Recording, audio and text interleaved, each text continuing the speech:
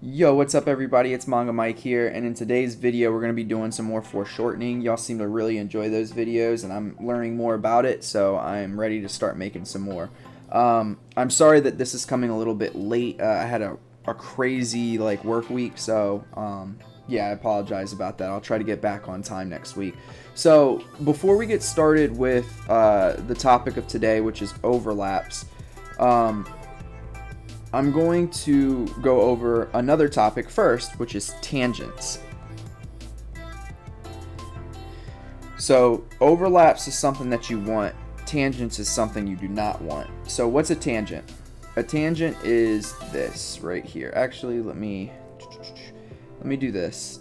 This right here is a tangent. Suppose these are two spheres. I'm not even gonna talk about what that might look like. So so suppose these are two spheres, right? And we want this sphere to be in front of this one. Well, right now what we have is like a tangent line, right? They both kind of meet right here, and there's no real information being told to the viewer about which one's actually in front of the other. And to be honest with you, I even did a somewhat of a bad job showing that in this one, because I kind of did a slight overlap already. So if we wanted to show this one being in front of this one, we would do something like this, right?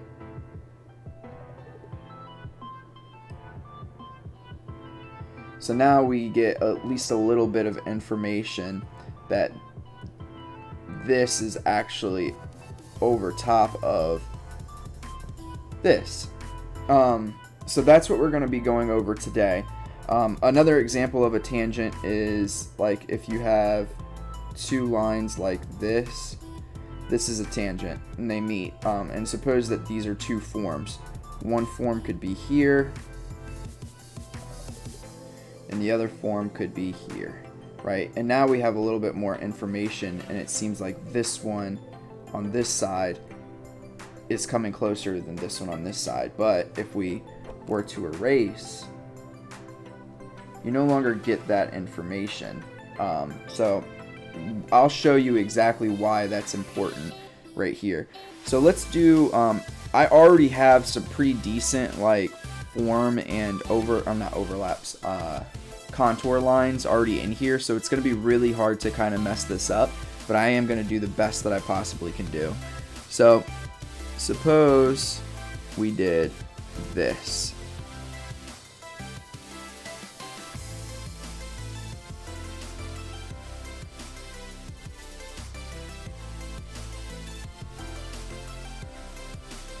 I can even, oops, it's really hard to mess it up once you start to see it, but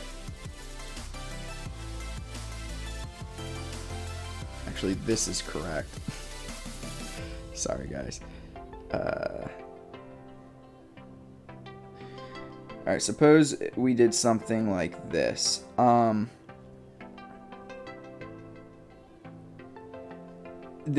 We aren't getting any information here at all. If anything, all of these lines, let me take away this. All of these lines are actually indicating that this, if I were to do this here, that this is the piece that's coming towards us, right? And this piece, this part down here is coming away, but it's really confusing and gross looking because this is bigger than this, and when something is bigger, that equals closer. Alright, so that was that one. So let's do something that's partially correct. Alright.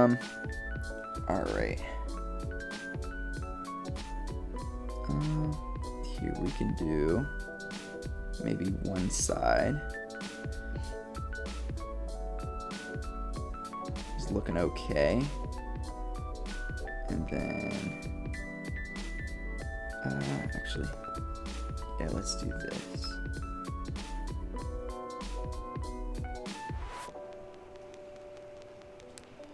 Then this side can come back through.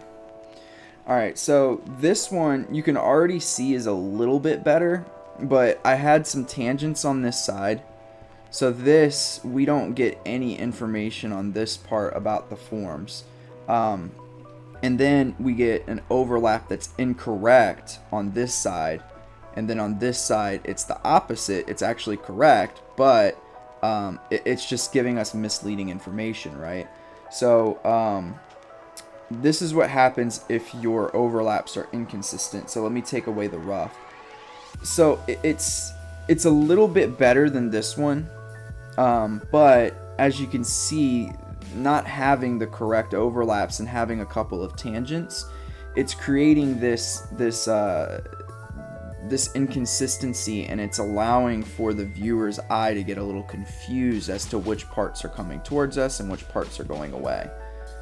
Alright, so now let's get to doing one more correctly. Let me also try to vary my line width. Let's see here. So we get this. This comes down here. We get an overlap there. We get the forearm overlapping the upper arm here. Give me 1 second. I'm trying to make this at least somewhat pretty for you.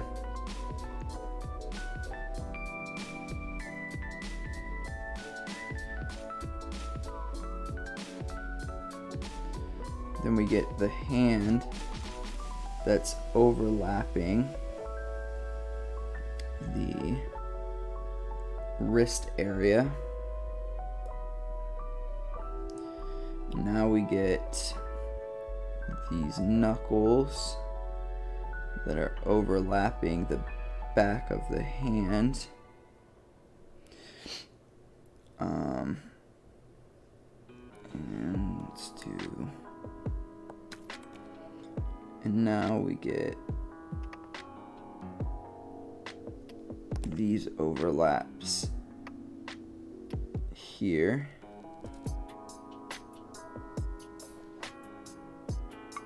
See, even the fingers kind of overlap one another too. This one's probably a little incorrect because the middle finger is going to be a little closer overall. Maybe not. After I just looked at my own fist, I think I had it right the first time. And then we have the thumb in the back. So let me go ahead. Actually, let me just finish this off really quick because it's gonna bother me. I'll put this part in time lapse. Alrighty, so now you can see like the difference side by side of being able to properly utilize your overlaps. I guess one of the ones I probably should have done was just one with just tangents, but I can quickly make that really fast. Oops.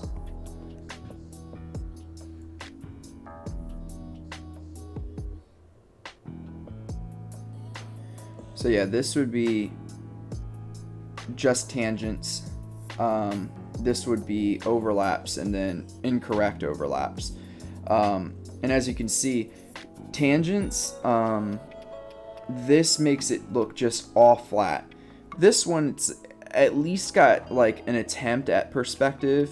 It kind of looks like, if you were to finish it off, it kind of looks like a form, like a strange like worm or something that's coming towards us out of the ground, or something like that.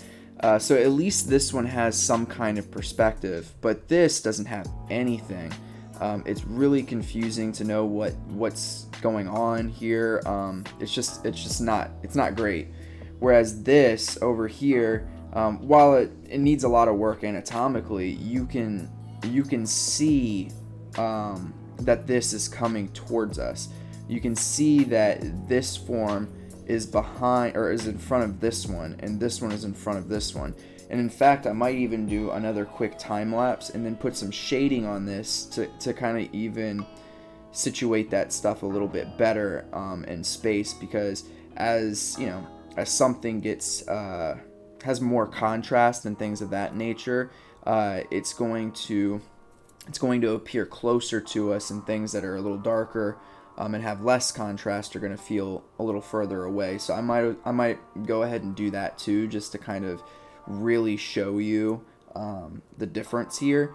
But it's pretty clear just with the line art in these three. And again, I did this in this is really rough still. I did this in 10 minutes. So it's not that difficult to create something that looks somewhat decent in perspective with just your overlaps. So let me go ahead and I'm gonna throw some shading on this bad boy. Maybe I might even correct just a little bit of the overlaps in there, and we'll give you the finished product.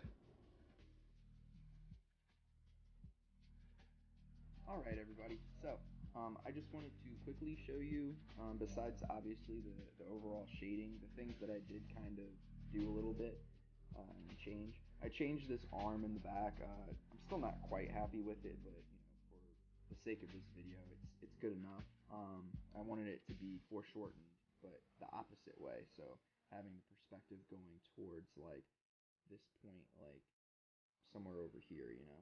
So that was one thing. The other thing is you shouldn't, and I forgot to mention this earlier, but it's very important. You shouldn't close off shapes. So before I had this like that, and I actually had the chest muscle like this.